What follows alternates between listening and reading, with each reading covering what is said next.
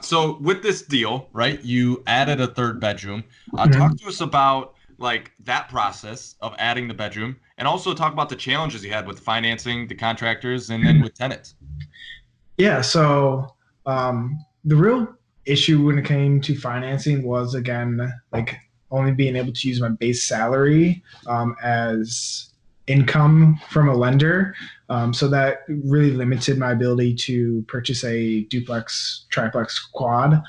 So that's why I went the townhouse route. But when it came to adding the additional bedroom, what I did was did a lot as much of the work as possible that I was comfortable doing. So what I did was the framing of the actual bedroom, and then I hired out the electrical and the drywall because although those are skills I likely could have learned over like on YouTube and stuff like that, the time that would have taken me to learn and actually do the electrical and drywall probably would have been about 2 months, where I could hire an electrician and a drywaller, and they could do both of those things in about less than a week.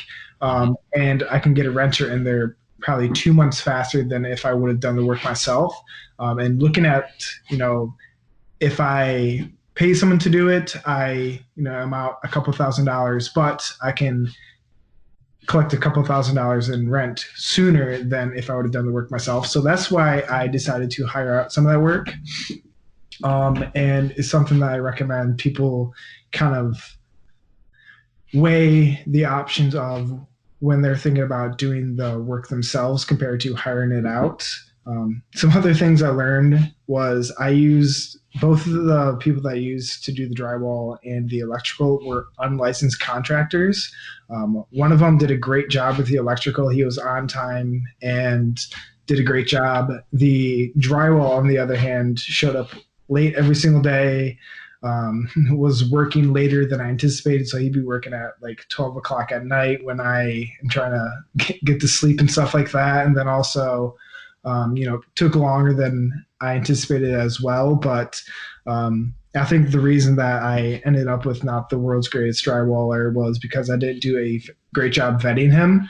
I just took a recommendation from a friend who had used him in the past, but didn't listen to his experience with this drywaller in the past, and that he had the same issues that I did, where the contractor was showing up late, took longer than anticipated, and wasn't necessarily the most reputable guy ever.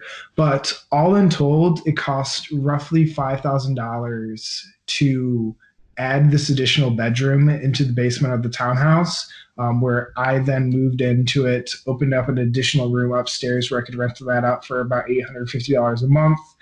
And I after I added this additional bedroom, I got an appraisal when I did the refinance, and the value of the home went up $20,000 just by adding this additional living space. So it was definitely money well spent.